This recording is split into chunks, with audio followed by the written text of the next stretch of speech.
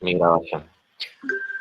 Ahí está grabando, buenísimo. Bueno, como ven acá por el título, el tema de esta octava reunión ya, que igual si no fueron las otras no pasa nada, es el tema de las virtudes. Yo lo que voy a tratar de hacer, antes de encarar la pregunta esta que nos hicimos, si las virtudes son normas de represión, ¿no? Como estas cadenas que nos impiden hacer lo que realmente querríamos hacer, o si son caminos de plenitud, ¿no? Donde son la autorrealización de nosotros mismos. Antes de encarar eso, vamos a hacer todo como una presentación global de las virtudes en sí mismas, qué tipos de virtudes hay, las diferencias, o sea, voy a tratar de hacer un planteo bastante general con algunas cosas bastante específicas. Y después la pregunta yo creo que va a quedar más que respondida, por respuesta. Eh, Porque después, las próximas reuniones, vamos a ver cada virtud cardinal en particular, pero eso ya le vamos a decir al final. Y la otra cosita que quería aclarar al principio es, cualquier cosa que ustedes quieran preguntar o decir, nada, levanten el micrófono, interrúmpanme. Creo que tengo un poco de delay, pues estoy medio como en un campo, así que quizás los escucho tarde, pero bueno, eh, cualquier palabra que no se entienda, lo que sea, preguntan. Arrancamos, entonces, bueno.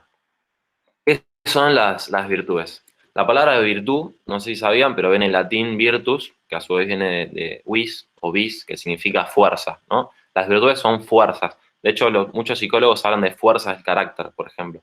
Bueno, las virtudes son estas fortalezas de la persona. En griego arete, que significa excelencia, ¿no? Las virtudes son excelencias. Bueno, ¿qué es una virtud? Más allá de la típica definición de colegio, hábito operativo bueno que repetimos sin entender, la virtud es la plena disposición, actualización, desarrollo, perfección, como le quieran decir, de una potencia, cualquiera, hay muchas potencias, ¿no? Para su operación perfecta, ¿no? O sea, tenemos una virtud cuando tenemos una potencia perfectamente habilitada para actuar según la recta razón, es decir, según nuestra inteligencia rectamente dirigida al fin, ¿no? En algún ámbito determinado de la vida. O sea, las pasiones, las pasiones, perdón, las virtudes tienen que ver con determinados ámbitos de la vida, ¿no? Que son regulados justamente por las virtudes para obrar de una manera perfecta en ese ámbito. Eh, Esto quizás no lo voy a explicar tanto, pero todas las virtudes abarcan todos los ámbitos en los que se mueve la vida humana. Nuestra relación con Dios, nuestra relación con las demás personas y la relación que tenemos con nosotros mismos, ¿no? Pero bueno, en definitiva, la virtud es esto, es la plena, ¿no? Madurez o la plena realización de las potencialidades, en este caso del ser humano, ¿no?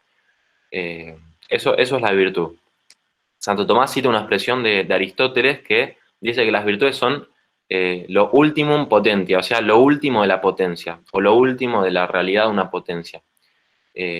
Y es justamente, quiere decir esto, que la virtud de cada cosa, ¿no? O sea, nosotros cuando decimos que algo es virtuoso, es porque decimos que alcanzó lo máximo de su capacidad, ¿no? Por ejemplo, no sé, un árbol virtuoso, no lo decimos de una semilla, por ejemplo, sino decimos de ese árbol, no sé, enorme, lleno de frutos, muchos colores, impotente, digamos. Bueno, esa es la virtud de esa cosa, lo que alcanza su máximo esplendor, digamos. También otra expresión que usa Santo Tomás es que la virtud hace bueno al que la posee y vuelve buena su obra, ¿no? La virtud no solo está en quien la posee, sino también en su operación y en la obra externa que realiza. Esto igual habría que matizarlo, pero lo dejamos ahí. Y después una expresión que toma de Cicerón, que es muy importante, es esto de la virtud como segunda naturaleza, secunda natura. La naturaleza hoy se entiende de una manera quizás distinta como la entendía Santo Tomás, pero digamos que la naturaleza es como la inclinación espontánea de una realidad cualquiera, ¿no? Que es una piedra tiende naturalmente hacia abajo. Entonces las virtudes son como espontaneidades adquiridas, ¿no? Parece medio contradictorio o paradójico una espontaneidad adquirida. Pero en definitiva la virtud es lo que permite a la persona un obrar espontáneo, ¿no? Natural, fácil, rápido, con placer incluso, en el ámbito de la vida en el que sea, eh, de una manera plena, ¿no? Es una espontaneidad madura, no es una espontaneidad superficial, ¿no? Lo que viene en el momento, sino lo que realmente quiero en el fondo de mi persona. Esto es segunda naturaleza, ¿no? Y después, habitualmente Santo Tomás da dos definiciones de la virtud. Una de Aristóteles, que es la que aparece ahí, y la otra no es de San Agustín, o sea, es una recopilación de textos de San Agustín que en realidad la hace otro autor, pero que Santo Tomás la atribuye a San Agustín, pero le podemos decir definición agustiniana de virtud. La definición de Aristóteles dice que la virtud es el hábito electivo, ¿no? La virtud es un hábito. ¿Hábito qué significa? Que las virtudes no son actos concretos, sino que es una disposición de las potencias del hombre que son estables, ¿no? El hábito es una cualidad, es un tipo de cualidad difícil de mover. Es decir, cuando yo tengo una virtud, tengo una disposición que no la tengo ahora y después no, o en algún momento y en otro no, sino que la tengo en general, ¿no? Después, electivo tiene que ver con la elección, obviamente, y entonces con la voluntariedad. El hábito, las virtudes tienen que ver con la voluntariedad, ¿no? Las virtudes no se adquieren solamente por cosas que me pasan, ¿no? O por la rutina, costumbre, sino por una intención que yo pongo en esas acciones y de alguna manera entonces las virtudes son eh, el sello que deja una elección que yo quiero hacer a largo plazo, ¿no? Cuando yo elijo, en cada elección concreta, estoy eligiendo ser de esa manera para siempre, de alguna manera. Eh, entonces, si yo tengo la virtud, por ejemplo, de la fidelidad, ¿no? Es porque elegí muchas veces ser fiel y eso hizo que quede en mí una huella dinámica, que es la virtud, que hace que yo pueda ser fiel en todo momento. Es como que la virtud es la consecuencia de las acciones que nosotros queremos respecto de nosotros mismos, ¿no? Bien, después Aristóteles dice que consiste en el medio. Acá el medio no es en el sentido de mediocre o de punto medio eh, exacto, sino en el sentido de lo máximo, ¿no? El medio es lo máximo, lo más excelente. Y después, la definición de Aristóteles termina determinado por la razón según el criterio del sabio. Para Aristóteles, obrar virtuosamente es obrar de la manera en la que obraría el sabio o el prudente en cada momento. Eh, o sea, lo que el sabio, lo que una persona buena, prudente, determinaría en cada momento, bueno, eso es el medio, ¿no? de cada virtud. Después la definición de San Agustín, Santo Tomás la analiza según las cuatro causas, esto no importa mucho, pero fíjense que es parecida en el sentido de que buena cualidad, bueno, eso es un hábito de la mente, tiene que ver con la elección también, y después cuando dice por la que se vive rectamente es porque la distingue, ¿no? Esa expresión distingue a la virtud de los vicios, porque los vicios también son cualidades, son hábitos, pero malos, que hacen que uno viva desordenadamente, ¿no? Movido por los vicios, uno vive desordenadamente. Después, la expresión de la que nadie usa mal va a quedar más claro ahora porque tiene que ver con la diferencia de las virtudes morales con las intelectuales. Así que eso no lo vamos a explicar ahora. Y después, producida por Dios en nosotros sin intervención nuestra, Santo Tomás dice que eso se aplica a las virtudes infusas por Dios directamente, como pueden ser las virtudes teológicas, ¿no? Nosotros las llamamos teologales, pero si le sacamos esa parte, la otra parte de la definición vale para cualquier virtud en general, ¿no? Bueno, acuérdense, cualquier cosa que quieran preguntar, háganlo, ¿no? Acá pongo esta cara que, bueno, quizás produce todo esto, que es que la virtud es mucho más de lo que nosotros creemos, ¿no? En general, cuando se habla de la virtud, la gente piensa en las virtudes morales, qué sé yo, la justicia, fortaleza, templanza, afabilidad, honestidad, no sé, esa clase de virtudes. Pero para Santo Tomás, que es más rico, ¿no? De pensamiento, abarca muchas otras cosas. Una es la virtud en sentido amplio, ¿no? Por ejemplo, Santo Tomás habla de la virtud del caballo o la virtud del vino y tiene que ver con el ejemplo que yo les decía de la virtud de un árbol, por ejemplo. Un árbol virtuoso es un árbol que alcanzó su pleno desarrollo, ¿no? Después, otra cosa importante es que no todas las virtudes son hábitos, ¿no? Para Santo Tomás, si el hábito lo que hace es hacer que la potencia, por ejemplo, no sé, la inteligencia, actúe de manera perfecta, eh, bueno, hay casos en los que la potencia misma ya es perfecta, es decir, por su misma naturaleza, por la misma naturaleza de la potencia, ya está determinada su propio acto perfectivo, ¿no? sin necesidad de que se le añada una virtud, ¿no? Un hábito. Entonces, la misma potencia es virtud y no un hábito. Y Santo Tomás pone 3 ejemplos. Esto para que sepan la amplitud que tiene este concepto, ¿no? Uno son las potencias vegetativas, o sea, ¿qué es esto? Y, por ejemplo, las capacidades que tiene un ser vivo de crecimiento, de desarrollo. Esas potencias no necesitan ser determinadas a su acto perfecto por una virtud, sino que por sí mismas ejercen sus propias operaciones, ¿no?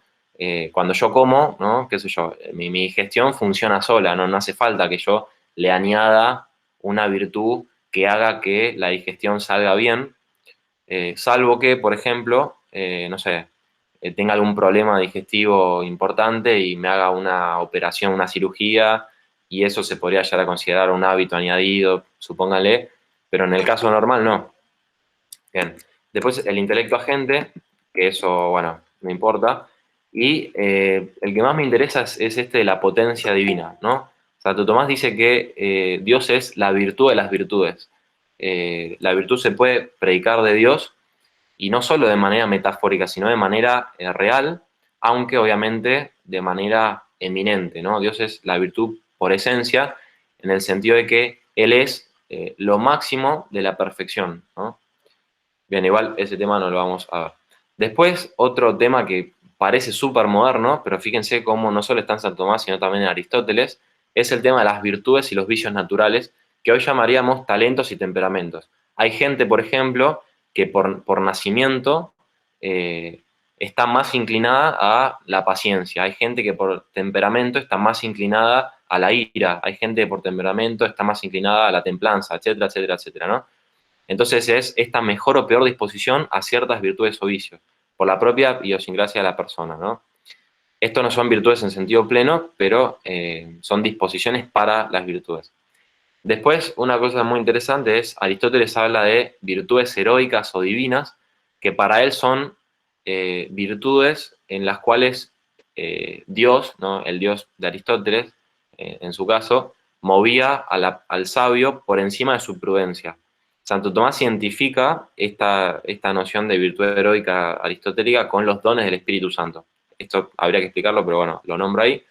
Y sobre todo, bueno, después están las virtudes sobrenaturales o infusas, es decir, hábitos, ¿no? Que nos perfeccionan para obrar respecto de Dios, ¿no? Que son la fe, la esperanza y la caridad, y las virtudes morales infusas, o sea, no solamente hay una prudencia natural, sino también una prudencia, justicia, fortaleza y templanza infusas, ¿no? Hay virtudes cardinales sobrenaturales, distintas de las adquiridas. Y como les digo, son virtudes del hombre en cuanto partícipe de la naturaleza divina, esto se infunde con la gracia, ¿no? Después están las virtudes ejemplares, que son las virtudes morales en Dios, obviamente con muchísima diferencia, que habría que explicarlo, pero bueno, simplemente lo nombro. Y la que más me voy a centrar, o sea, fíjense que todas esas se podría desarrollar un montón y ni siquiera las vamos a ver, ¿no? La que me voy a centrar son las virtudes humanas, naturales o adquiridas. Se llaman virtudes humanas porque están al alcance, digamos, del hombre y son las virtudes propiamente humanas que tienen que ver con los actos perfectamente humanos, que son los actos racionales y voluntarios, ¿no? Porque si la virtud es lo máximo de una cosa y el hombre se define por su racionalidad y su voluntariedad, bueno, entonces su virtud se tiene que medir según esa dimensión, ¿no? Aunque también hay virtudes eh, para partes que el hombre comparte con los animales, por ejemplo, pero bueno, eso después lo vemos.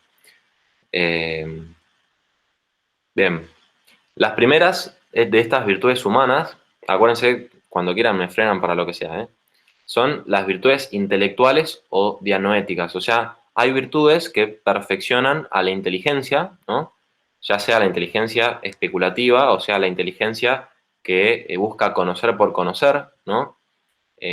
La metafísica, por ejemplo, la metafísica es un hábito de la inteligencia que busca conocer por conocer, sin ordenarlo a ninguna acción práctica concreta, ¿no? Es un saber inútil, si lo quieren llamar así. Y también son hábitos que pueden perfeccionar a los sentidos internos. Esto tiene una base orgánica, ¿no? la memoria, la imaginación, que tiene que ver con facultades que están en el cerebro. Hay gente que por disposición natural, por cómo tiene el sistema nervioso, el cerebro, lo que sea, están más dispuestas para algunas ciencias, por ejemplo, que a otras, o tienen otro tipo de inteligencia que no es la lógica matemática. No sé si conocen a Howard Gardner, que habla de las inteligencias múltiples. Bueno, si bien tiene mucho de cuento, todo eso se puede leer a la luz de la doctrina de Santo Tomás desde esta perspectiva, ¿no? Pero bueno, las virtudes intelectuales son hábitos, ¿no? O cualidades que habilitan a la inteligencia para entender la verdad en diversos ámbitos, ¿no? Qué sé yo, la gramática en el ámbito de la gramática, o sea, para cada ciencia hay una virtud intelectual, cada ciencia es una virtud intelectual, por ejemplo. Y acá, para que vean la diferencia de las intelectuales con lo que nosotros llamamos las virtudes morales. Fíjense, la virtud intelectual confiere a la inteligencia el buen obrar, ¿no? Por ejemplo, la ciencia gramática le permite al gramático que posee esa virtud hablar correctamente o escribir correctamente, ¿no? Sin embargo, no le dan el buen uso del hábito.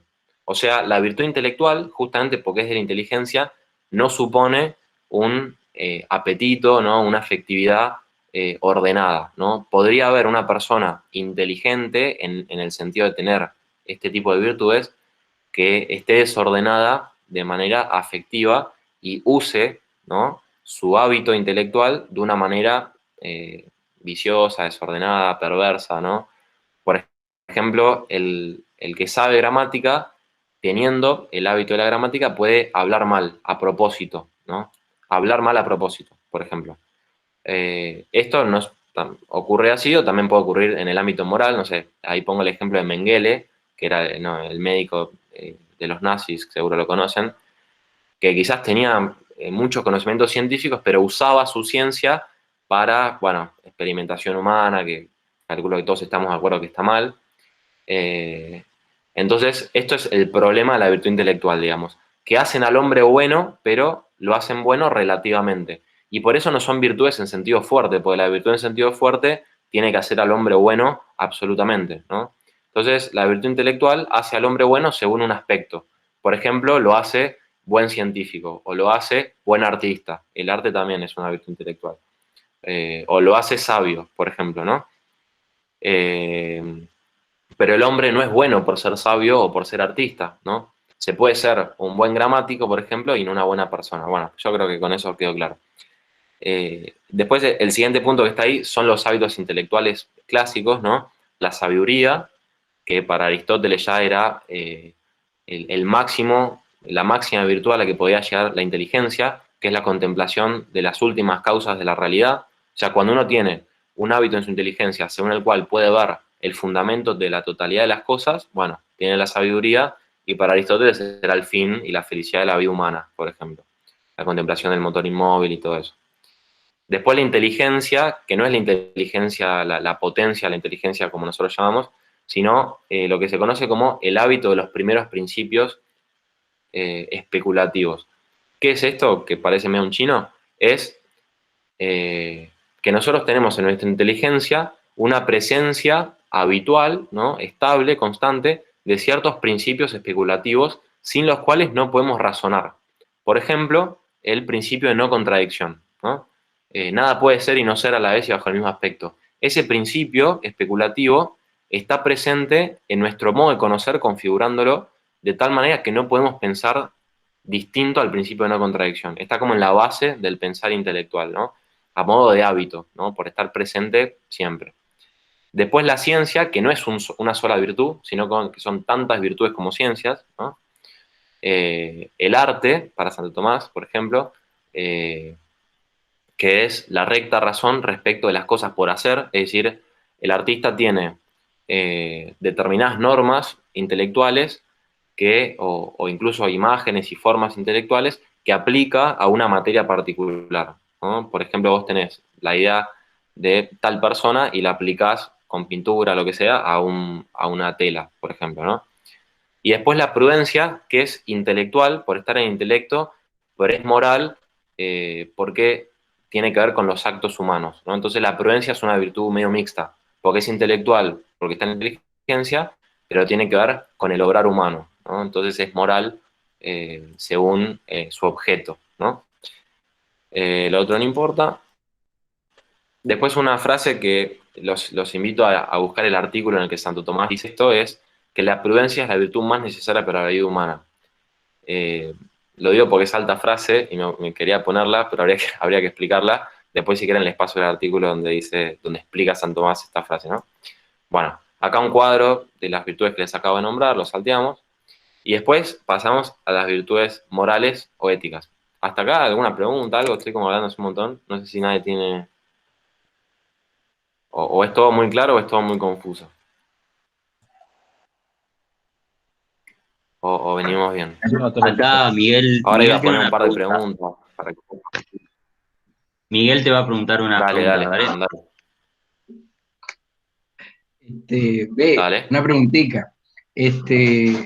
Una persona que goce de todas las virtudes intelectuales no necesariamente puede contemplar las virtudes morales.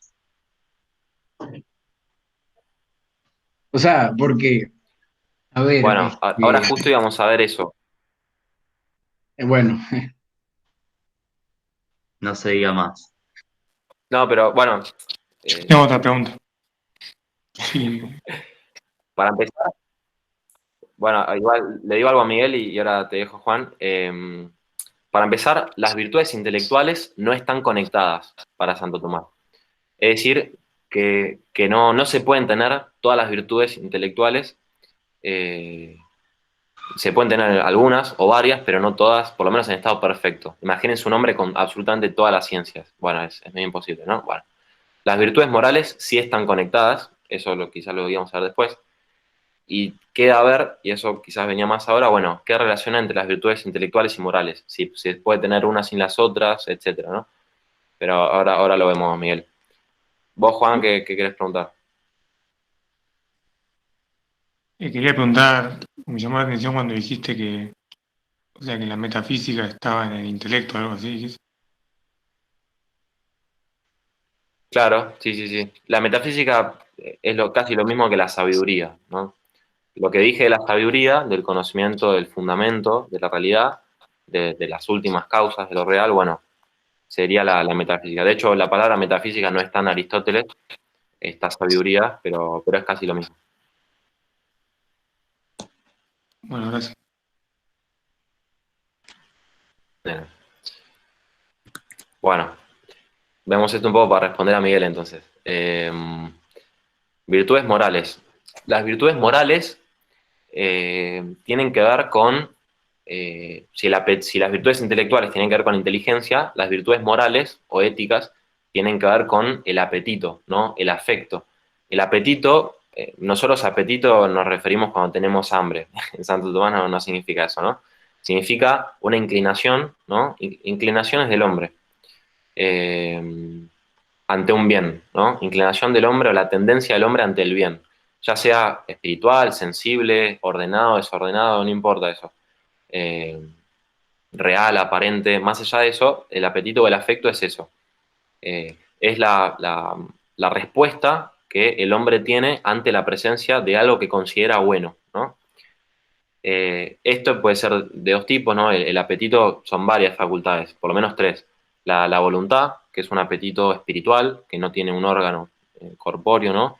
Y el apetito sensitivo, que si bien irascible, concupiscible, no importa la diferencia ahora de esos dos, pero la afectividad sensitiva es lo que nosotros en general llamamos sentimientos, emociones y ese tipo de cosas, ¿no? Que tienen su sede en orgánica, ¿no? Cuando uno siente una pasión, no sé, el ritmo cardíaco cambia, las pasiones se sienten en el pecho y ese tipo de cosas, ¿no? Bueno, después, fíjense la diferencia con las virtudes intelectuales. Las virtudes morales también confieren el buen obrar, ¿no? Pero además de eso, confieren el buen uso.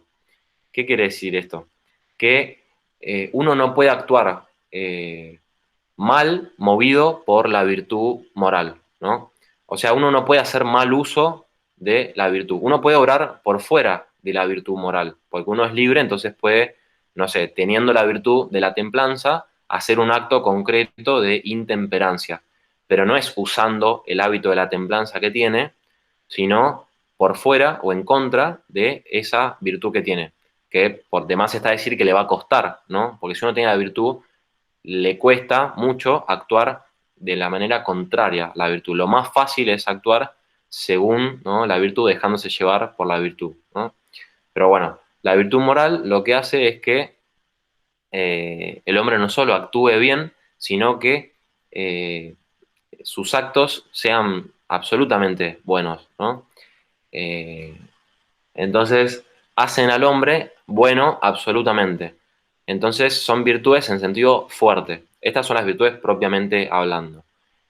Fíjense que ser buen artista no era ser una buena persona. Obviamente se puede ser buena persona siendo artista, nadie lo niega, pero no por ser artista, sino por otra cosa. Bueno, esa otra cosa es la virtud moral.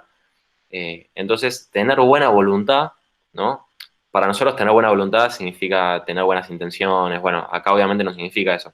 Tener buena voluntad significa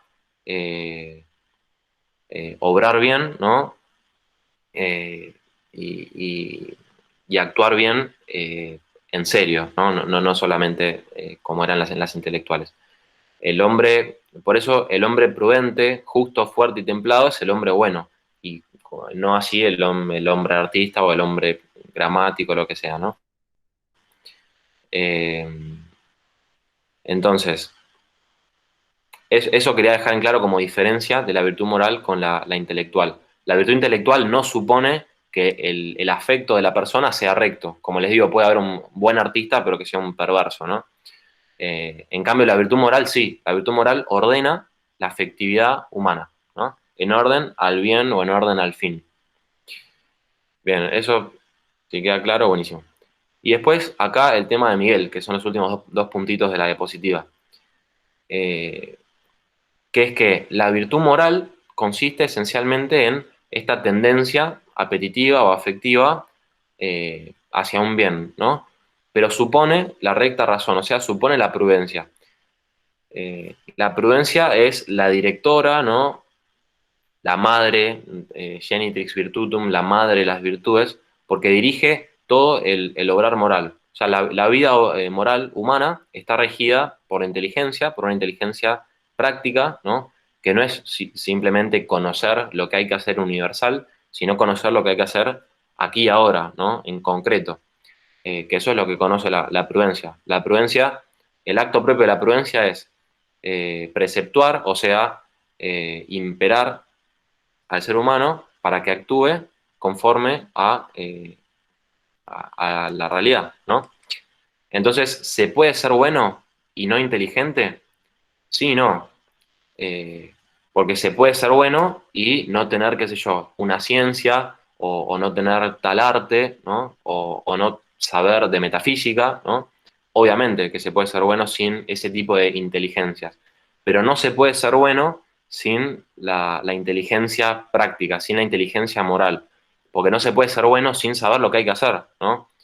Y saber lo que hay que hacer en serio, es decir, en particular, no simplemente en universal, porque en universal muchas veces no se llega a la acción. Yo puedo saber que matar está mal, eh, y matar igual en el caso concreto, ¿no? Y fíjense que al revés pasa lo mismo. La prudencia, como habíamos dicho, se da en la razón, pero presupone una afectividad ordenada, ¿no? Presupone la rectitud del afecto. O sea, se puede ser inteligente y no bueno. ¿Puedo hacer una pregunta? Sí, obvio. Recién, respecto a lo que decías, ¿no? De quizás tener alguna especie de virtud, ¿no? Por ejemplo, ser talentoso en artístico, eh, no te hace buena persona, pero muchas veces veo que se hace un proceso inverso a veces, ¿no? Por lo mala persona que tal artista es, se lo prohíbe o se lo deja de escuchar, o si es música, o no se lo va a ver al cine. Por ejemplo, se hace una película porque él no se está a favor de, no sé, al aborto, lo que sea, ¿no? Que uno considera que esté mal. Digamos, digamos, en vista de todo esto de lo Sí. revisado, esas actitudes serían correctas o incorrectas, ¿no? Es decir, por la actitud persona a persona, su arte no lo voy a tener en cuenta, porque tampoco sería virtuoso, por ejemplo. o algo así. Bueno, claro. Acá quizás hay que eh, ajustar más fino y habría que decir que, si bien es verdad que el arte y los productos del arte, como son las obras de arte, ¿no? Una película, pintura, lo que sea, eh, en este sentido son, entre comillas, como moralmente neutras, en el sentido de que una obra puede ser bella, más allá de que la persona que lo hizo sea mala, ¿no?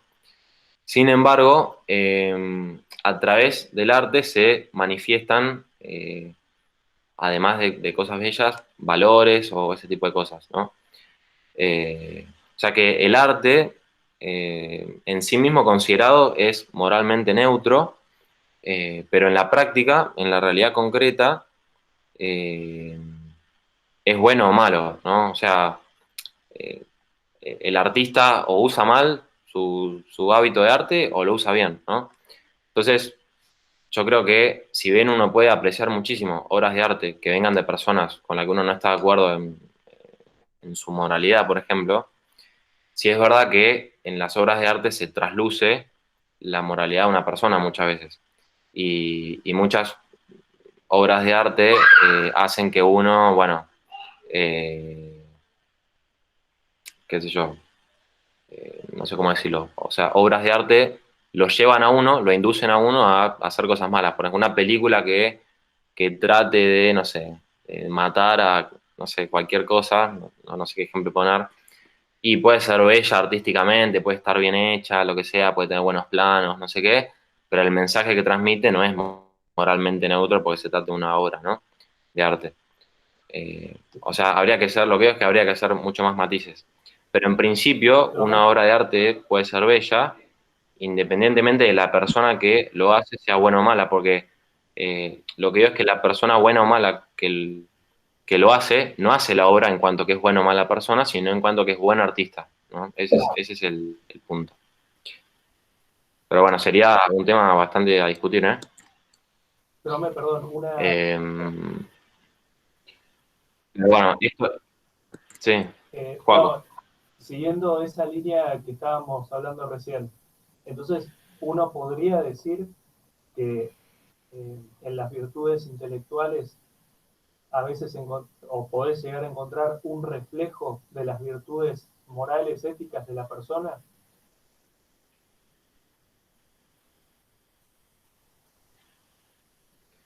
llevándolo Eh, al arte que vos estás diciendo.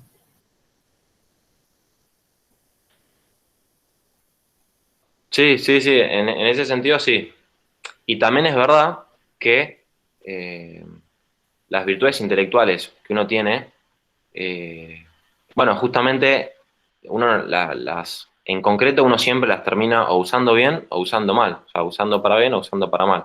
Entonces, eh, las virtudes intelectuales en sí mismas consideradas podrían ser así neutras, o sea, no suponen que la persona sea buena o mala, pero en la realidad concreta la persona o las usa bien o las usa mal. Por eso se pueden usar las virtudes intelectuales que uno tiene, si uno además tiene virtudes morales para eso, para un montón de cosas, ¿no? Entonces, en ese sentido, es así, las virtudes intelectuales reflejan la moralidad de alguien en el sentido de que están siendo usadas para bien o para mal, ¿no? Ahí está el desafío de los que tienen talentos, y no solo talentos, sino virtudes adquiridas a través de una voluntariedad explícita, bueno, de usar bien eso que tienen y no usarlo para mal, ¿no?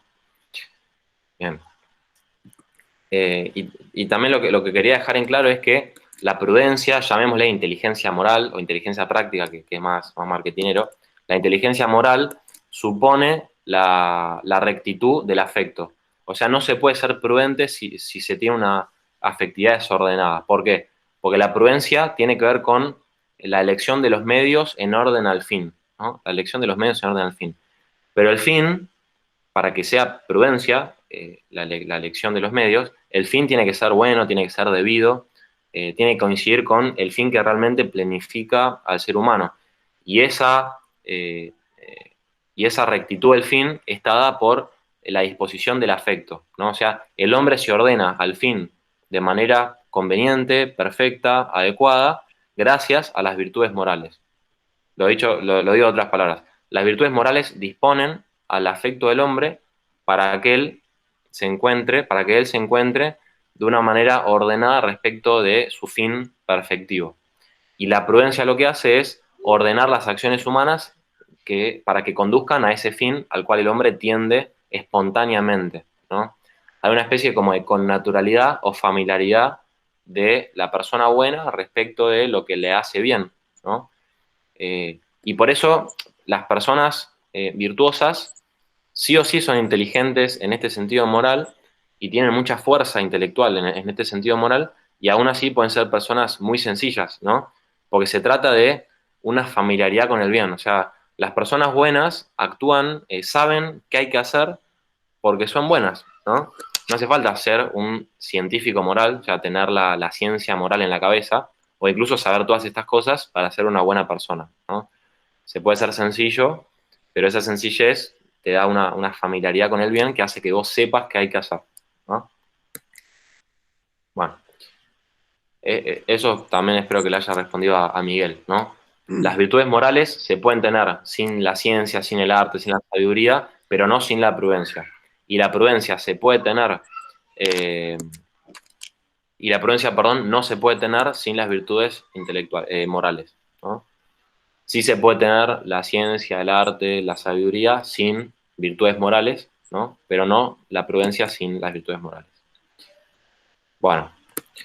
Perdón, discúlpame. Ahora lo que vamos a hacer es profundizar. Sí, Daniel. Sí, Juan Ignacio,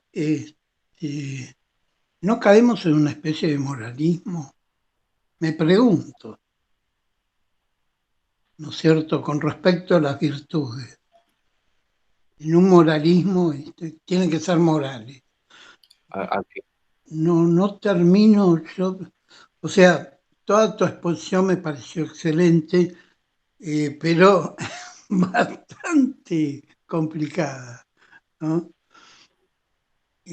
Porque si partimos de la base, ¿y cuál es la base? La base no es el intelecto, ¿no es cierto?, ni tampoco la moral.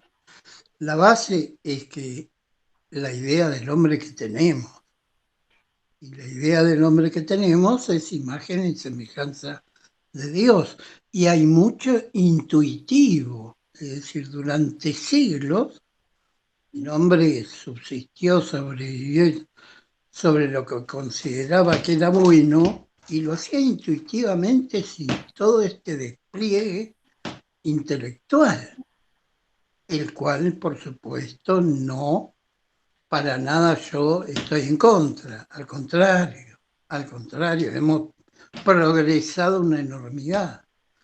Pero ¿cuál es la idea básica que guía todo esto? O sea, ¿hasta qué punto lo intelectual y lo voluntario, o sea, el intelecto y la voluntad no actúan juntos? Actúan juntos, no es que el intelecto y después la voluntad, no sé qué. No, van juntos, porque lo que ocurre es que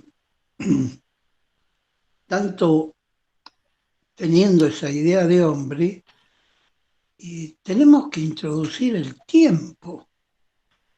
Hay un elemento que se llama fundamental, que se llama tiempo.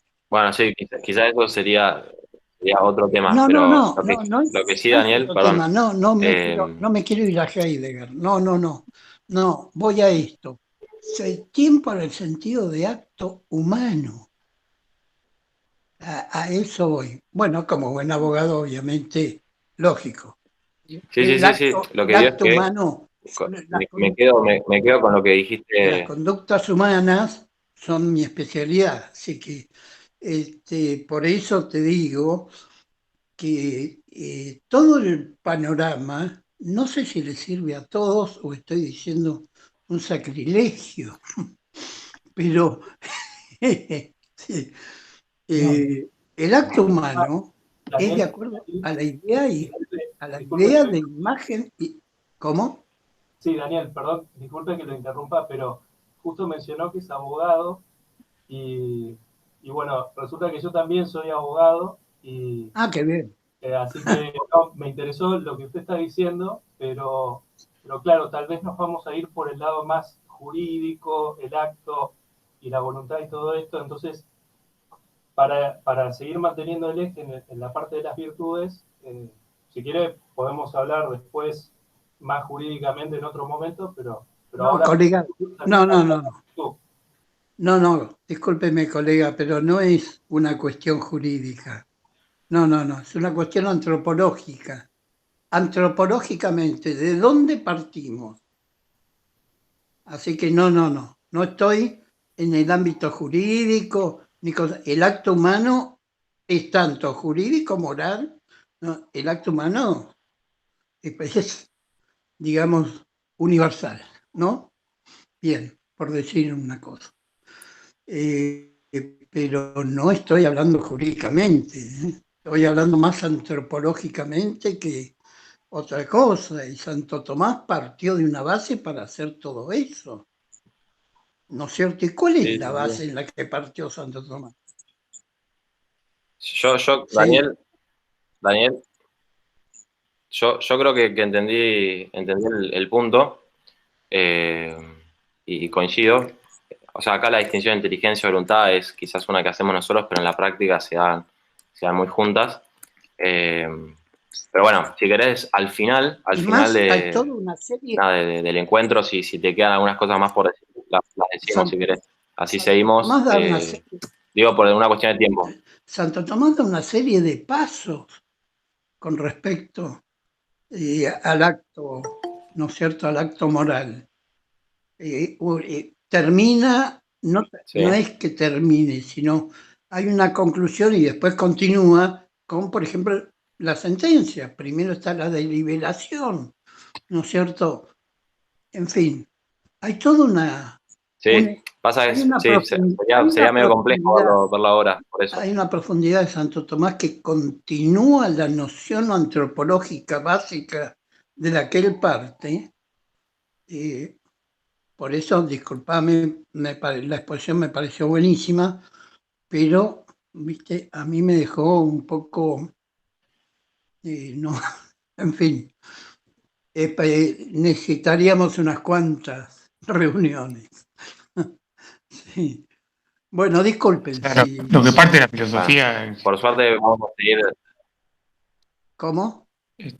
no, yo quería decir que lo que parte de la filosofía en general es que Sí, Juan. la virtud, o sea, la virtud está en correspondencia total y casi sería con la felicidad, que la virtud es la felicidad en general.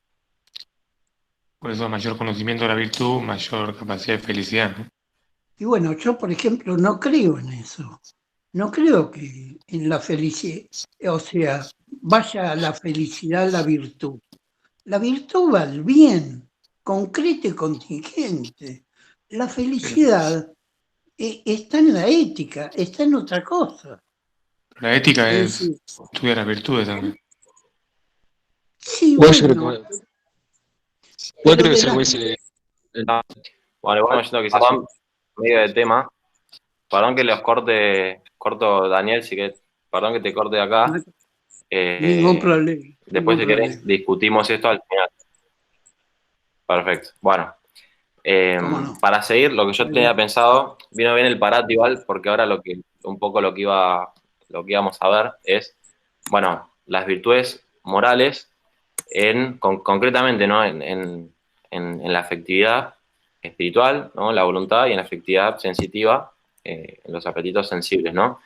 Y eso nos va a llevar a ver, bueno, cómo se relaciona esto de lo que planteamos al principio, la represión, ¿no? La plenitud, si las virtudes son una cosa u otra, va a quedar más claro después de eso. Bueno, acá Santo Tomás, cuando habla de las virtudes morales en la voluntad, ¿no? Él habla no lo dice así porque esto es más bien un lenguaje de ahora, de la interpersonalidad, ¿no? ¿En qué sentido? En el sentido de que las virtudes que están en la voluntad no son del hombre respecto de sí mismo, sino del hombre respecto de otro. sobre todo la justicia, ¿no? Santo Tomás está pensando en la justicia. La justicia no es hacia uno mismo, sino hacia los demás. Salvo una justicia metafóricamente considerada, ¿no? Considerada. O sea, el orden que el hombre hace interno, ¿no? A su propio ser, podría llegar a llamarse justicia, ¿no? Pero metafóricamente dicha. Porque el orden que el hombre hace en sí mismo son por otras virtudes que son no solo la fortaleza y la templanza, sino un montón más. Pero la justicia, bueno, es hacia los demás. Entonces, la voluntad necesita de una virtud, de algo sobreañadido, para actuar, ¿no? De manera perfecta respecto de su relación con los demás, ya sean los demás hombres o Dios en el ámbito sobrenatural, ¿no?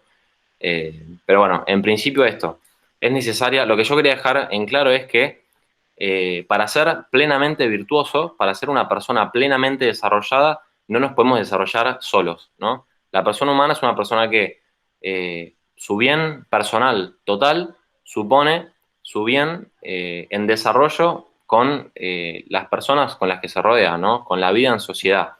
Por eso, por encima de las virtudes morales y por debajo de la prudencia y la humildad, Santo Tomás pone la justicia que él llama legal o justicia general, que es la virtud según la cual el hombre ordena todos los actos de las virtudes al bien común, ¿no? O sea, para ser virtuoso no hace falta, no es solamente necesario tener virtudes personales y ser un tipo bueno, sino ordenar todo el bien personal hacia el bien común, ¿no? Obviamente que el bien común y el bien personal no se contradicen.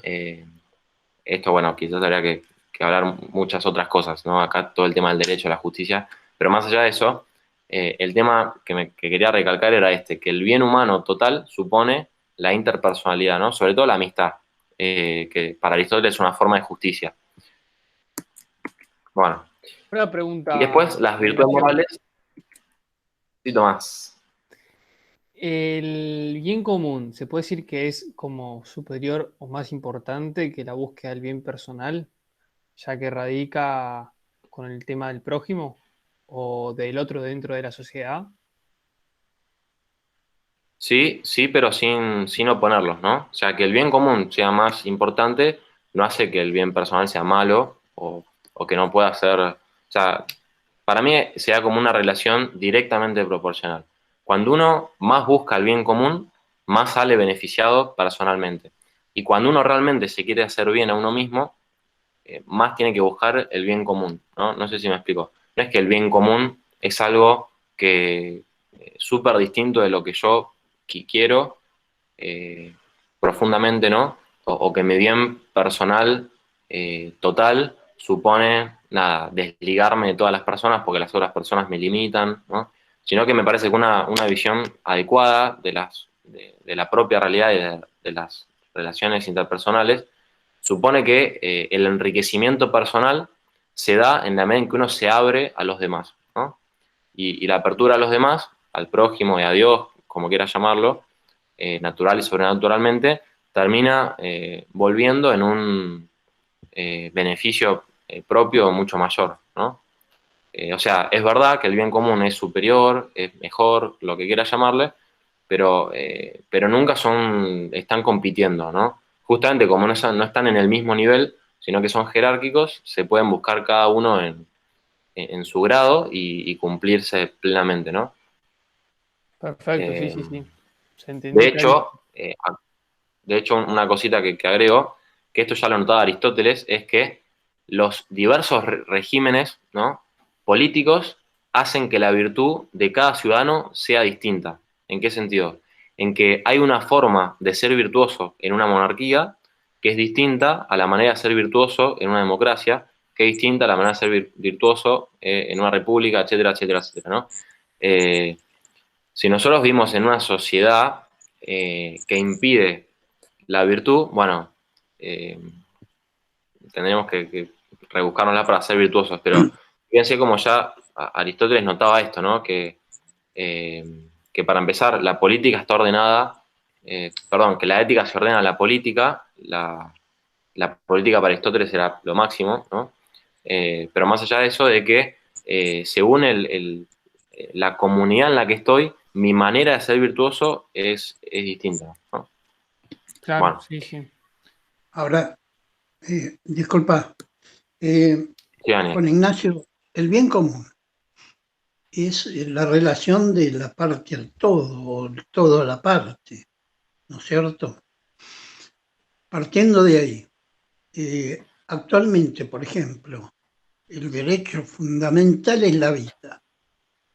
Pero escúchenme una cosa, si la patria está en peligro y todo lo demás, dar la vida por la patria, la familia y todos los valores es absolutamente legítimo y hasta podría llegar a ser santo, ¿no?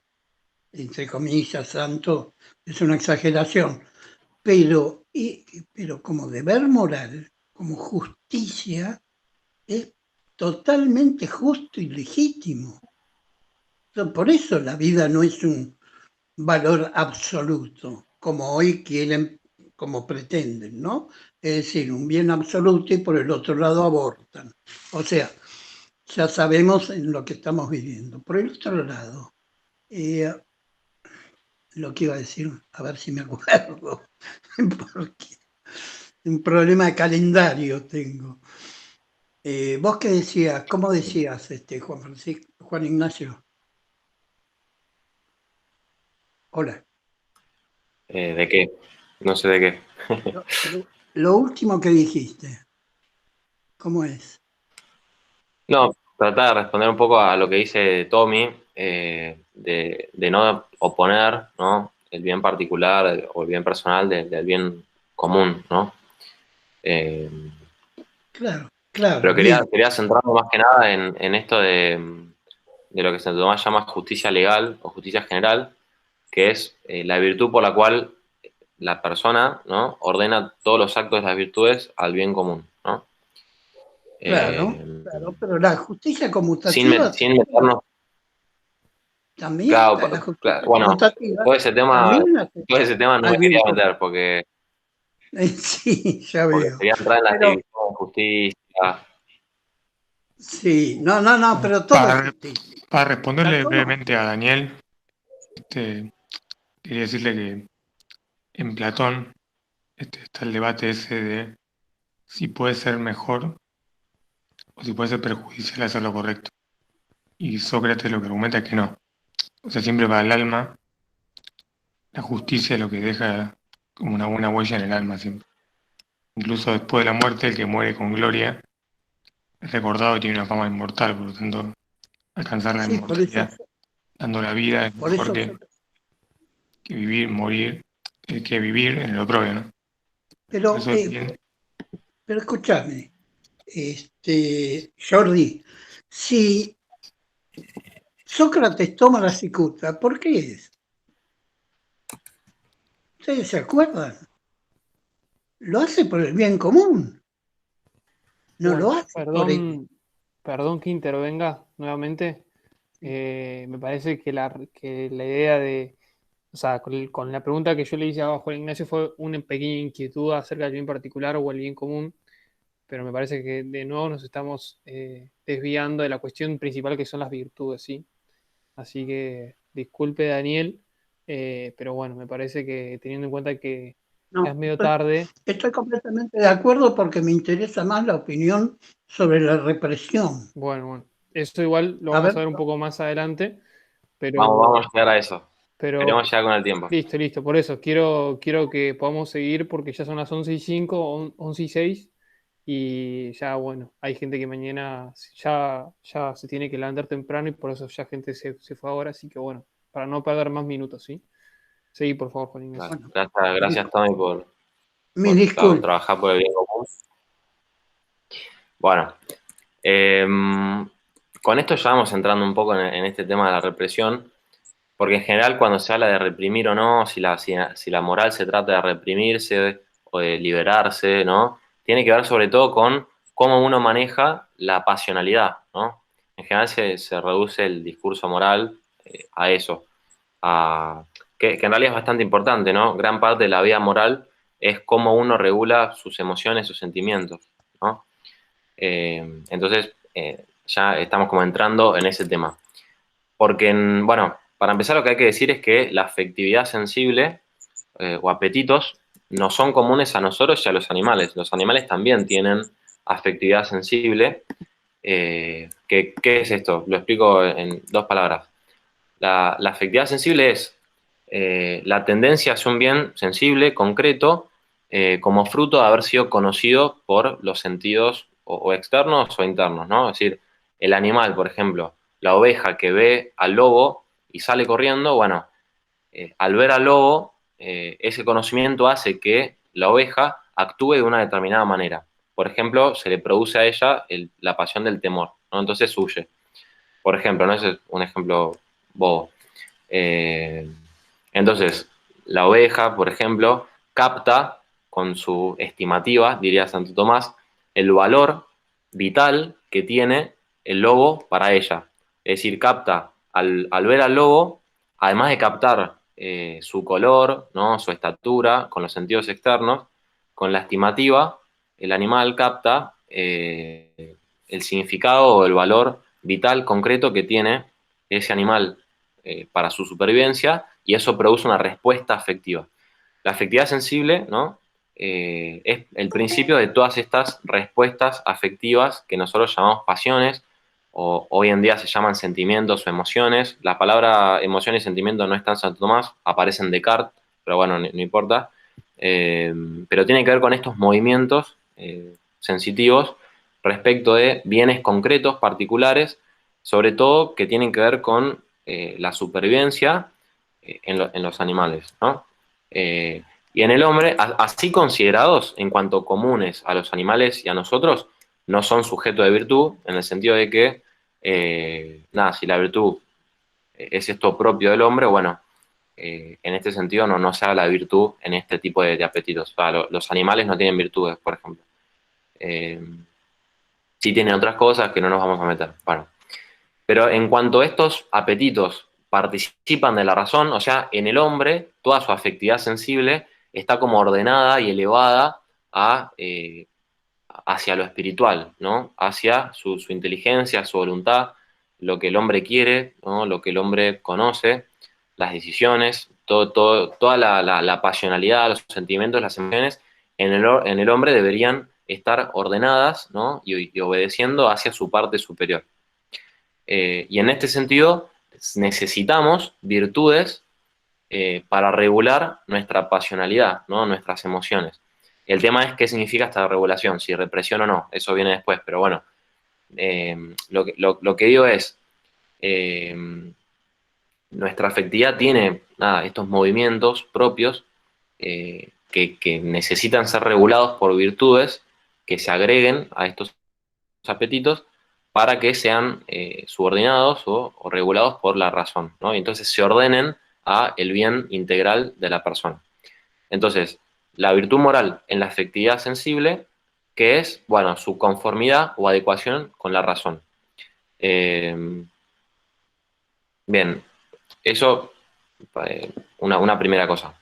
Y lo segundo, que esto también es súper importante, es el tema de lo que ya Aristóteles y Santo Tomás lo cita, ¿no? Del gobierno político o real y el gobierno despótico. ¿Qué es esto? El alma, ¿no? La razón y la inteligencia, la razón y la voluntad, la mente, o sea, estas dos potencias, inteligencia y voluntad, gobiernan, dirigen, rigen, ordenan, como quieran decirle, a todas las otras potencias y facultades del hombre, ¿no? Y Aristóteles dice que el alma gobierna o domina, como le quieran decir, de manera despótica al cuerpo. Por ejemplo, vamos a hacer un ejemplo ahora demostrativo de esto, es todos hagan así con el dedo. Muy bien, bueno, veo un par de cámaras ahí que lo hacen. Fíjense que el dedo o la mano no les ofrecen resistencia, ¿no? Es decir, el cuerpo obedece absolutamente a lo que la razón le dice, sin necesidad de que el dedo mismo tenga una virtud, digamos, para ser regida por la razón. Entonces, así como en un gobierno despótico un señor gobierna a su esclavo, bueno, así también el alma gobierna al cuerpo. No porque el cuerpo sea esclavo y el cuerpo sea malo, todo eso sáquenlo de sus mentes, sino en el sentido de que el cuerpo, sobre todo en los movimientos exteriores, no ofrece resistencia al imperio de la razón, ¿no? Salvo que haya un impedimento físico y, no sé, tenga inmovilizada la mano y no la pueda mover, y le tenga que hacer algo, pero bueno, esos son casos excepcionales. Ahora, fíjense que si todas las potencias distintas a la razón obedeciesen así a la inteligencia, entonces el hombre para ser virtuoso solo necesitaría virtudes intelectuales. O sea, el hombre solo necesitaría la prudencia. ¿Por qué? Porque todas las otras potencias, la voluntad, los apetitos, lo que sea, no le ofrecerían resistencia, sino que se moverían ciegamente a lo que la inteligencia dice. Esto que acabo de decir es la postura o una interpretación de la postura de Sócrates, ¿no? Para Sócrates, todas las virtudes son prudencias, ¿no? O sea, solo existe la virtud intelectual. Todo pecado, en el fondo, se reduce a una falta de conocimiento o ignorancia, ¿no? Esto sería así si justamente, como les digo, los apetitos sensitivos obedeciesen al alma de esta manera así inmediata, sin oposición, sin resistencia. Pero lo que pasa es que, como San Tomás aclara, la afectividad sensitiva, nuestros sentimientos, nuestras emociones, tienen movimientos propios, o sea que ofrecen resistencia muchas veces a la razón. Entonces es necesario que para que el hombre alcance su fin, hayan virtudes que justamente hagan que esta especie de instrumentos de la inteligencia, como son las pasiones, justamente estén bien dispuestos para seguir el mandato de la razón, ¿no? Bueno, espero que eso ya se haya entendido. Dicho eso, las virtudes que moderan las pasiones, nosotros en general decimos que son la fortaleza y la templanza, que está bien, pero no son las únicas. La fortaleza y la templanza sintetizan un montón de otras virtudes. Por ejemplo, lo íbamos a hacer un poco al final, pero las virtudes cardinales, o mejor dicho, las virtudes morales, no son solo las cardinales: prudencia, justicia, fortaleza y templanza. Esas son 4 virtudes principales o cardinales que, por motivos que quizás diga después, sintetizan y sirven para resumir toda la regulación de la vida moral. Pero hay muchísimas virtudes morales más, ¿no? En cada una de esas, en la prudencia, en la justicia, la fortaleza y la templanza, en cada una hay muchas otras virtudes que se les parecen en algo. Después explico cómo. Pero bueno, lo que digo es que para tener una afectividad sensible, una pasionalidad, unas emociones ordenadas, ¿no? Se necesitan muchas virtudes, no solo la fortaleza y la templanza. Aclarado eso, igualmente, podemos resumir, esto creo que es bastante práctico, didáctico y se entiende, y es bastante verdadero, que en el hombre hay sobre todo dos movimientos. Uno es el de impulsividad hacia un bien, ¿no? Y el otro movimiento es el de retracción ante un mal, ¿no? El hombre se siente impulsado ante bienes, ¿no?, que le son convenientes, la comida, por ejemplo, el sexo, dice Santo Tomás, y se ve retraído o repulsado, no sé cómo se dice, de males que lo afectan. Para Freud, por ejemplo, son todas pulsiones. Bueno, nosotros no tenemos solo pulsiones, sino que tenemos también retracciones. Bueno, la fortaleza lo que hace, que es lo que pongo ahí, es sostenernos e impulsarnos en el bien contra esta tendencia a retraernos por el mal. O sea, por la fortaleza, la persona tiene la capacidad de sostenerse, mantenerse firme en el bien, resistir los males que padece y salir adelante, cuando tendería a retraerse, ¿no? Cuando tendería a retraerse contra el juicio de la razón, ¿no? Porque obviamente tener miedo, la fortaleza tiene que ver con el temor. El objeto de la fortaleza es el temor. El temor no es malo, obviamente. De hecho, por tener miedo y escaparnos de algunas cosas e ir para atrás en algunas cosas, no, o sea, es normal que nos pase eso. Lo que pasa es que esa retracción nos impida hacer el bien que deberíamos hacer. Bueno, para que no pase eso tenemos la fortaleza. Y la templanza lo que hace es moderarnos, apaciguarnos, tranquilizarnos, como le quieran decir, aquietarnos, en la tendencia a excedernos y al desenfreno excesivo, ¿no? Propia de los impulsos que pueden generar bienes altamente atractivos, sobre todo estos tres que les digo, el sexo, el alimento, eh, la bebida, ¿no? El alimento y la bebida y el sexo, esos tres.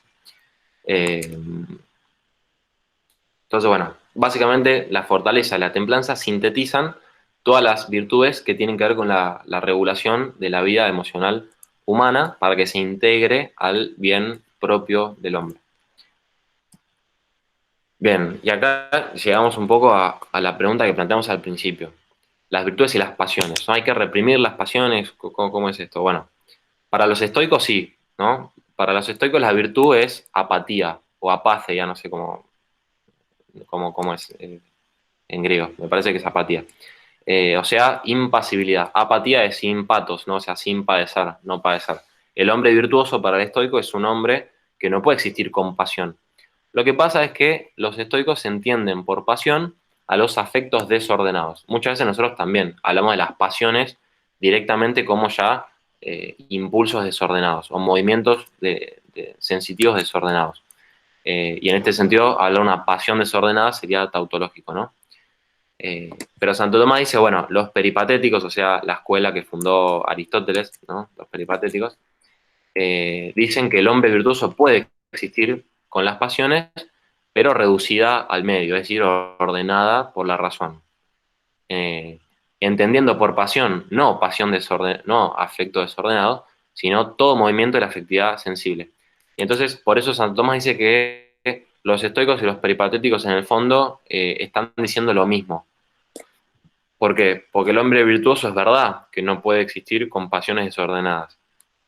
Justamente porque puede existir con pasiones ordenadas que están ordenadas a la razón, ¿no? Entonces, ya de entrada podemos decir que las virtudes no son contrarias a las pasiones, sino que las pasiones pueden estar ordenadas a las virtudes y las virtudes muchas veces causan pasiones. Pero bueno. Y acá, esto es casi literal de Santo Tomás, para que vean que en Santo Tomás la virtud no es una represión de la pasionalidad. Para ser virtuoso no hay que ser un hombre con la cabeza abajo, no pudiendo tener sexo con nadie nunca, no pudiendo comer nunca nada, estar todo el día aburrido, ¿no? Y eso es ser alguien moral y virtuoso, no. Fíjense, Santo Tomás dice, las virtudes morales no hacen que las facultades sometidas a la razón, como por ejemplo los apetitos sensitivos, cesen en sus propios actos, o sea, reprimirlos, sino que lo que hace es que sigan al imperio de la razón ejerciendo sus propios actos. Es decir, las virtudes morales que versan sobre las pasiones lo que hacen es que las pasiones alcancen su máximo esplendor bajo la tutela, digamos, del espíritu, ¿no? No hace que la pasionalidad se vea achicada, sino al contrario, se vea ordenada en su máximo lugar. Entonces, ahí sintetizando, digo, la virtud moral que versa sobre las pasiones interiores no la reprime o ahoga, sino que la encausa, la planifica, la eleva, la maximiza, ¿no? Etcétera. De hecho, Perdón, Santo Tomás dice que la continencia no es virtud. Sí, Bruno. Sí, te quería hacer una consulta, capaz ya lo dijiste y se me pasó. ¿Podrías explicitar qué significa una pasión en este contexto? O sea, que estés apasionado por algo, ¿en qué Sí, sentido? claro. Pasión, piensen en realidad en lo que hoy llamamos emociones, sentimientos. Por ejemplo, les digo ejemplos de pasiones. Amor, ¿no? Amor sensible, ¿no? Gozo, delectación o placer, deseo, ira, odio, aversión, tristeza, esperanza, desesperación. Todos esos son audacia, temor, son todos ejemplos de pasiones. Para Santo Tomás hay 11 pasiones básicas que a partir de ellas surgen muchas otras más, ¿no? No hay solo 11 pasiones, sino que hay muchísimas más. Por ejemplo, no sé, la envidia es una especie de tristeza. Es la tristeza por el bien ajeno, por ejemplo. Bueno, pero las pasiones en este sentido, estar apasionado por algo, es en este nivel sensible, ¿no? De los sentimientos, emociones, tiene que ver con todo eso. No sé si ahí queda claro. Sí, o sea, pero sería como aquello que tipo como que se siente como un movimiento interno, como porque me da esa sensación a veces cuando se habla de eh, tal persona, mirá Sí, qué apasionado que es en la acción que hace, ¿no? ¿No? Tan apasionado para enseñar, apasionado, como esa cosa que le sale del interior, ¿no? Que lo mueve, eh, y que no actúa tanto como desde el intelecto, sino desde como desde el corazón, no sé. Si puede ser así, ¿está bien esa interpretación o...? Sí, o sea, en realidad cuando nosotros decimos esta persona es apasionada por algo, ya esa pasión es más bien algo habitual. Y acá la pasión es más bien algo esporádico, si querés decir así. O sea, cuando una persona decimos que está apasionada por algo, es porque eh, eligió ordenar sus pasiones o actuar con pasión, ¿no? Eh, respecto de algo, pero de manera constante. Eh, Acá pasiones, por ejemplo, no sé, estás caminando por la calle y te ponen un arma en la cabeza, natural y espontáneamente sentís miedo, por ejemplo. Bueno, ese movimiento de miedo que te paraliza, que te pones pálido, que no puedes hablar, que no puedes pensar, bueno, eso es una pasión en este sentido. Y no dirías que esa persona es apasionada por tener esa sensación. Si se dice que alguien es apasionado, me parece más por lo que dije antes. Cuando habitualmente, haciendo algo, un deporte, por ejemplo, nada, lo hace con la pasionalidad, pero ordenada a lo que él quiere, ¿no? Eso quizás se va a entender más con un cuadrito que voy a poner ahora, que una cosa es obrar por pasión y otra cosa es obrar con pasión. Eh, pero ahora en este contexto, pasión es movimientos de la afectividad sensible. Y pensá en esas cosas, en temor, en audacia, desesperación, ira, tristeza. La fotito esta de intensamente, digamos.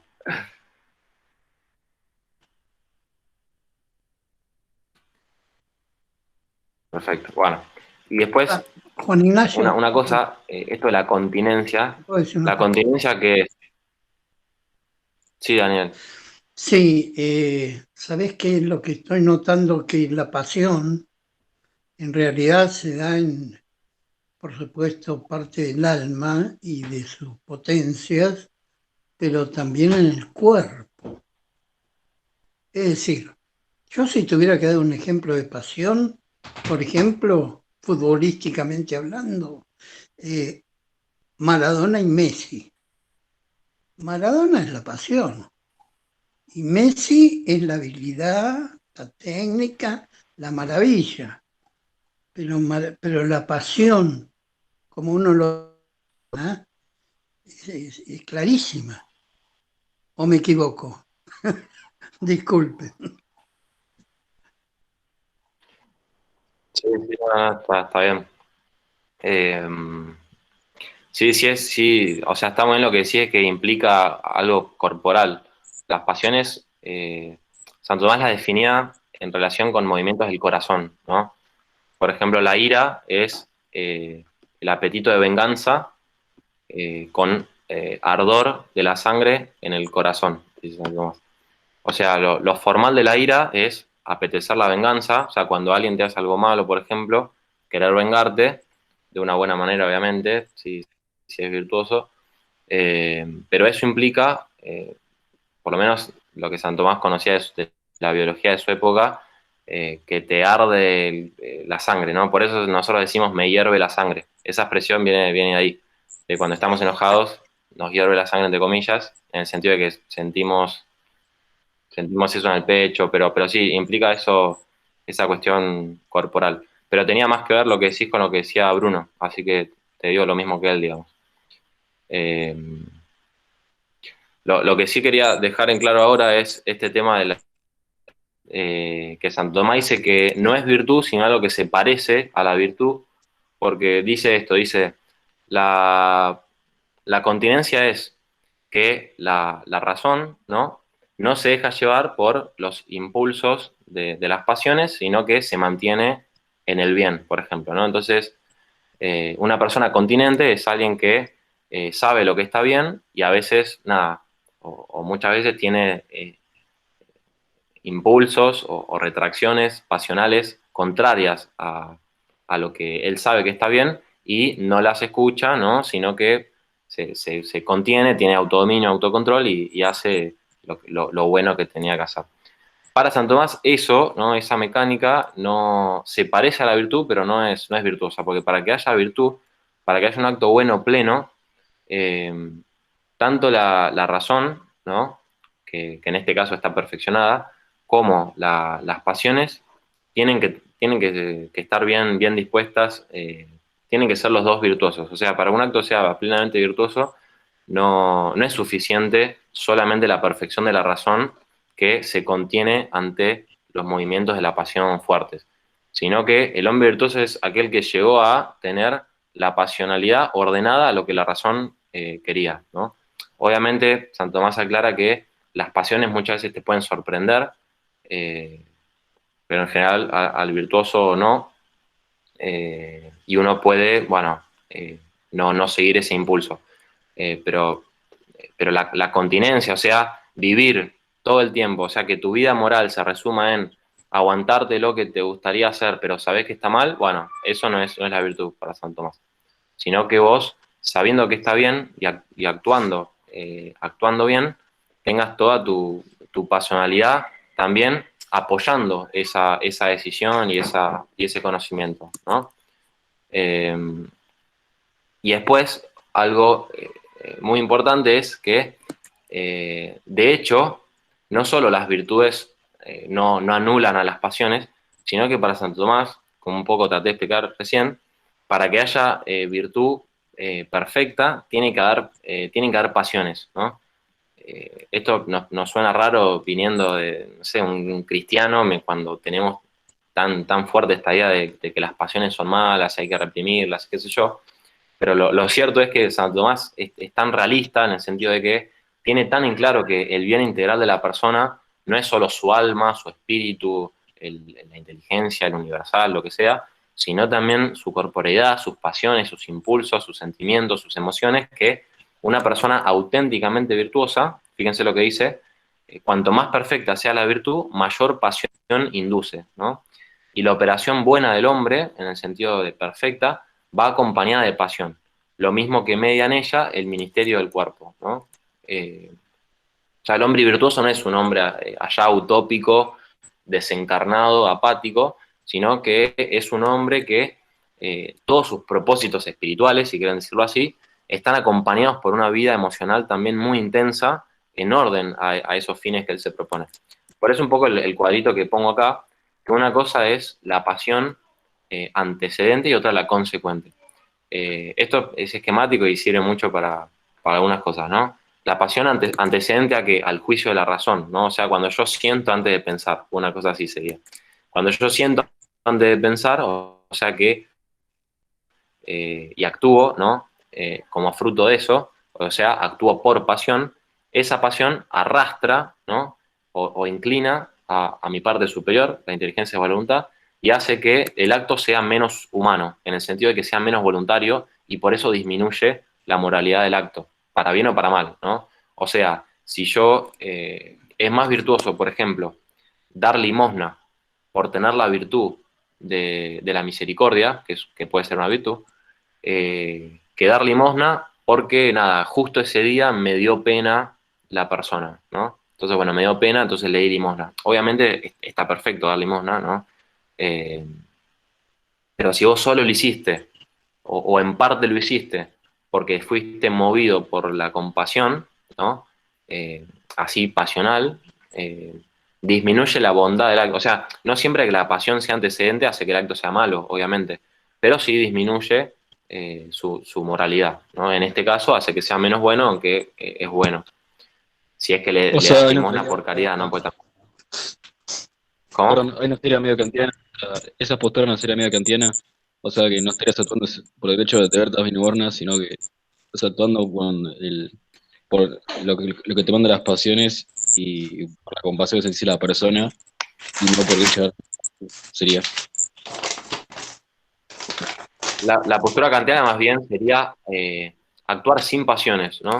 O sea, para Kant, la moralidad se mide por el deber, o sea, uno tiene que actuar de tal manera que el acto que uno hace se transforma en norma universal para todos los hombres. Eso es el imperativo categórico, ¿no? O sea, básicamente, para traducirlo, en la medida en que una acción ya me resulta placentera, ya me gusta, o ese tipo de cosas, ya está mal, ¿no? O sea, ser virtuoso sería reprimirse, ¿no? Eh, que es un poco contrario a lo que estoy tratando de plantear. Y lo contrario que estoy tratando de plantear no es que para ser virtuoso hay que liberarse y dar rienda suelta a la pasionalidad, porque ese liberarse y dar rienda suelta también ahí te estás reprimiendo, ¿no? El que Así es, vive moderarse usando volcado a las pasiones también se reprime. Perfecto. Bueno, y la otra, la pasión consecuente, o sea, obrar con pasión, es cuando la pasión no arrastra, sino que ayuda a ejecutar lo que uno quiere hacer, ¿no? Y esto porque uno elige, ¿no? Yo puedo elegir ser afectado por una pasión para obrar más prontamente con la cooperación de la pasión justamente, y en este sentido aumenta la bondad o maldad. Eh, por ejemplo, no sé, si yo quiero defender un argumento, puedo elegir que, nada, ser afectado por una sana ira, ¿no? Entonces, eh, si uno defiende un argumento así medio calladito, qué sé yo, y bueno, no va a salir muy bien. Pero si uno, eh, bueno, creo que se entendió el ejemplo. Y si no, por redundancia. Este concepto de redundancia es muy importante, ¿no? Porque es que cuando, cuando hay un movimiento de la voluntad o de la inteligencia, o sea, de la parte espiritual, muy fuerte, muy vigoroso, tanto más, por ejemplo, habla de dos enamorados, ¿no? Que nada, están enamorados. Cuando ese movimiento es muy fuerte, se traduce, ¿no? Y redunda, se refleja también en las pasiones. O sea, una vida espiritual intensa para San Tomás tiene un efecto en la pasionalidad, de tal manera que la vida pasional manifiesta la intensidad de la voluntad de esa persona. Eh, Drome, no y entendí, entonces, sí, perdón, no entendí cómo puede sí, ser que, o sea, elijas ser afectado por una pasión. sí. Yo acá poniendo ejemplos soy malísimo, pero eh, cuando Tranqui, igual vos yo también. sentís una pasión y elegís que, o sea, consentís a esa pasión si querés eh, y actuás de... o sea, lo que yo pienso es que el acto pasa a ser más completo, ¿no? O sea, una cosa es actuar de una manera así apática, pero cuando uno elige que a esa acción se le sume además emociones y sentimientos, esa acción es más humana y en ese sentido es mejor o peor, ¿no? Eh, qué sé yo, no sé. Lo de la limosna puede ser, vos podés ir a llevarle limosna a alguien eh, y no solo ir y darle la plata, por ejemplo, sino, no, qué sé yo, eh, abrazarlo, hablar con él, o sea, podés elegir, lo pienso más por ahí, por ejemplo. Eh, por lo menos yo lo pienso en términos de un acto humano más completo, que tenga pasiones incluidas y sentimientos y sea más realista, digamos. Claro, creo que Pero bueno, entendí. habría que pensar. Habría que Gracias. pensar eso. ¿Te sirve poner, si no, el ejemplo, querido Juan Ignacio, de vos y tu novia, por ejemplo? A ver, ¿se te ocurre algo por ese lado, en todo caso? ¿Qué? Digo, Tommy. por Ahora, el tema de la aceptación, ¿no? O sea, el acompañamiento que hay en el acto. No sé si me explico. Una relación. en general, Claro, no te entiendo. Explícalo vos si querés. no, a ver, vos me dijiste que no sos bueno con los ejemplos, te estoy brindando el ejemplo, pero no sé cómo explicarlo. A O ver. sea, em, Sofi, después te lo explico por privado porque la verdad que ahora no. O sea, lo tengo en la cabeza, pero no sé cómo bajarlo. Listo, eso. No, el tema, Continúa. o sea, brevemente sería que, o sea, uno elige trabajar meditativamente para lograr tener una pasión, pero no es entero o completo el poder que tiene el hombre sobre sus pasiones tampoco. Pero sí lo puede lograr también. Como por ejemplo cuando uno quiere amar a Dios con pasión, medita para lograrlo, ¿no?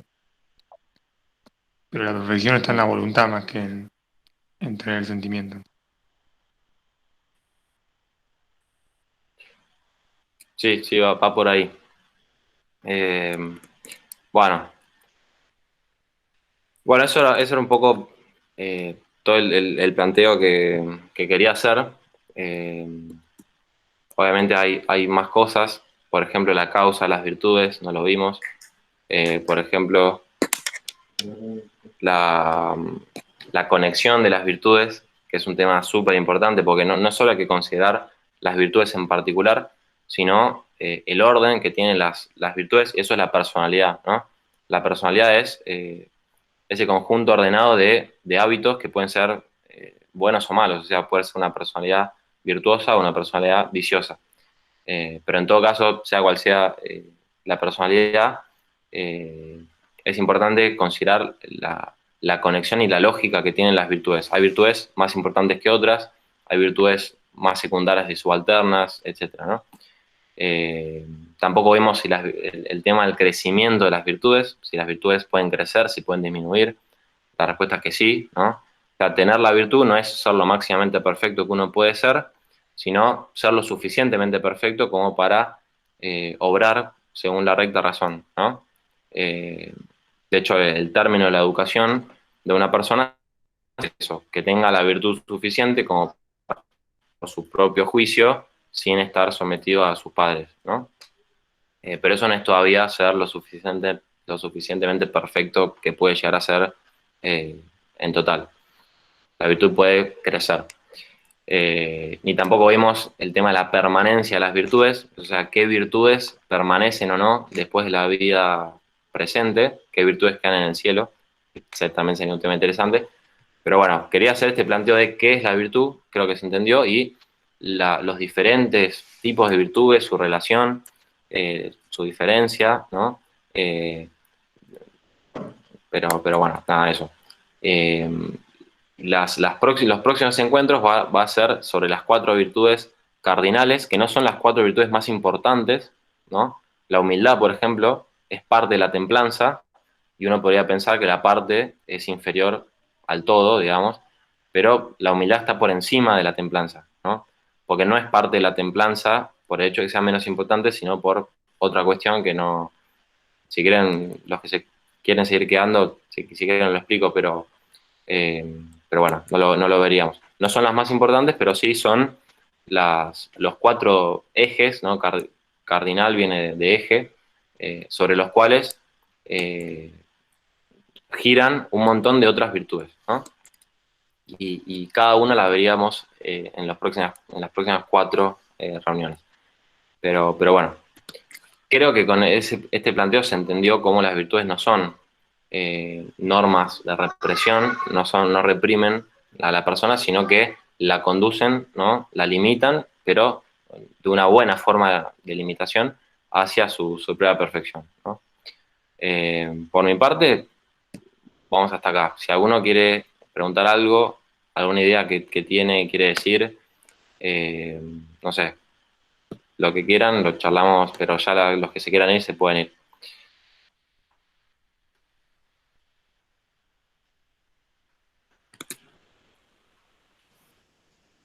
Yo, a lo sumo, la idea que había preguntado Sofía, el tema de cómo uno puede como darle más bolilla o menos a una emoción para aprovecharla de una forma virtuosa. No sé, quería poner un ejemplo a ver si cómo lo ves vos, Juan. A ver. Por ejemplo, uno cuando si uno anda en un velero, ¿no? Uno puede remar o uno puede usar la vela, ¿no? Entonces, por ahí a veces una emoción puede ser como un viento que puede ser favorable o no, porque las emociones pueden ir a favor o en contra. Entonces, uno puede como canalizarla, como, bueno, hizo la vela porque este viento es favorable o no, digamos. O sea, como que uno la emoción le viene o no independientemente de uno, pero uno puede como, digamos, usarla dejándose llevar por ella o bueno, o no dejándose llevar por ella, sino favorece, por ejemplo. Me gustó mucho el ejemplo, muy bueno. Ese ejemplo se suele usar, por ejemplo, para los dones del Espíritu Santo. O sea, remar en el ejemplo sería las virtudes, que uno, bueno, está ahí remando, pero los dones del Espíritu Santo sería ser movido, ¿no? Por este viento que es como vas mucho más rápido, mucho más fácil, mucho más seguro que remando, ¿no? También puede servir para eso y también puede servir para otra cosa, que es que la persona buena, la persona virtuosa, no es esa persona que va ahí remando y lucha y todo le cuesta, sino la que, o sea, ser virtuoso no es portarme bien, pero no hacer lo que me gustaría hacer, sino ganar lo que yo decía, esta segunda naturaleza, ¿no? O sea, esta espontaneidad, pero madura, ¿no? No esta espontaneidad epidérmica, superficial, reactiva, exterior, sino actuar desde el corazón, o sea, desde la intimidad, de actuar de la manera más profunda e íntima posible. También se puede usar para eso, pero me gustó. ¿Alguno más?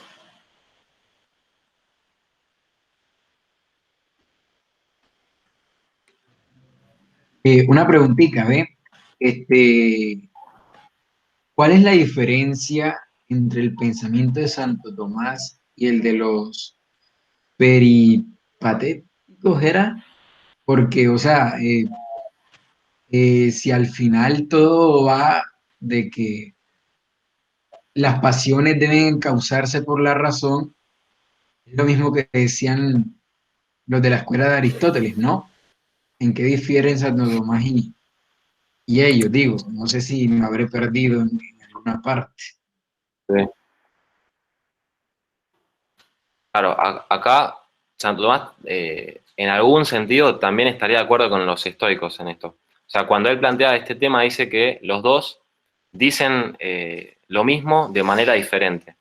Porque los estoicos lo que dicen es que el virtuoso no puede tener pasiones desordenadas, y eso es verdad. Una persona virtuosa excluye eh, pasiones que lo lleven a hacer cosas malas, por ejemplo. No es una persona que se deja llevar de una mala manera, o sea, no tiene estos desórdenes afectivos. Los peripatéticos dicen lo mismo, solo que aclaran o agregan que el hombre virtuoso sí puede tener pasiones, pero obviamente no desordenadas, sino ordenadas. Lo que pasa es que los estoicos no concebían pasiones ordenadas. Es como que los peripatéticos tienen una idea más amplia de pasión. La idea que tiene Santo Tomás de pasión, si es verdad, es más cercana a la de los peripatéticos. Para Santo Tomás no son todas las pasiones desordenadas. Hay algunas pasiones que pueden estar ordenadas, o todas las pasiones, mejor dicho, pueden estar ordenadas. Pero en definitiva, él siempre dice que los dos están diciendo lo mismo. Es una diferencia más bien de nombre, de la palabra que están usando. Porque para los dos el virtuoso tiene que vivir con una pasionalidad ordenada y no puede tener una pasionalidad desordenada. Entonces la postura de Santo Tomás coincidiría con los dos, ¿no?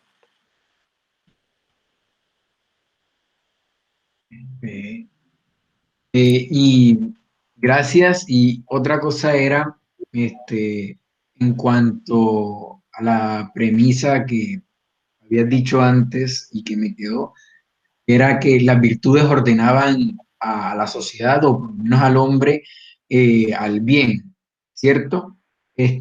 Ahora, esa premisa es una definición de lo que de lo que podemos también atribuirle a la virtud, o es una consecuencia de ejercer la virtud, y en caso tal de que sea una consecuencia, el hombre no puede organizarse si en sí no existe virtud. ¿Qué pregunta?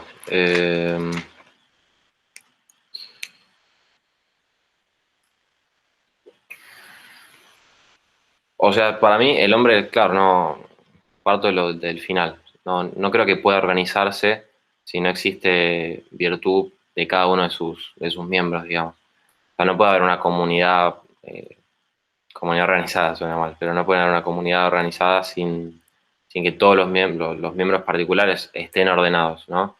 O sea, la comunidad refleja lo que son sus individuos. Y no sé si llamarlo efecto, pero una vida individual ordenada, lógicamente hace que la comunidad se organice mejor. Y esto se puede pensar también a nivel familiar, no hace falta tampoco irse a nivel político nacional, pero nada, se puede ver más con ejemplos más concretos y sencillos de cómo funciona una familia y cómo uno puede mejorar en la familia y cómo la familia ayuda a que uno mejore y ese tipo de cosas, ¿no?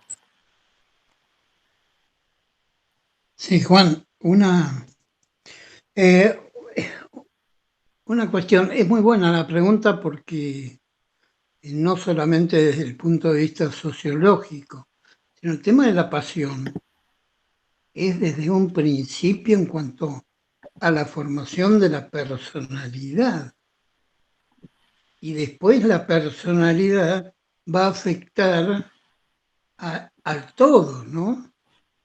Es decir, si la pasión desde el hombre que nace y va evolucionando etapa por etapa no está, digamos, guiado por la virtud, evidentemente vamos a tener una persona complicada.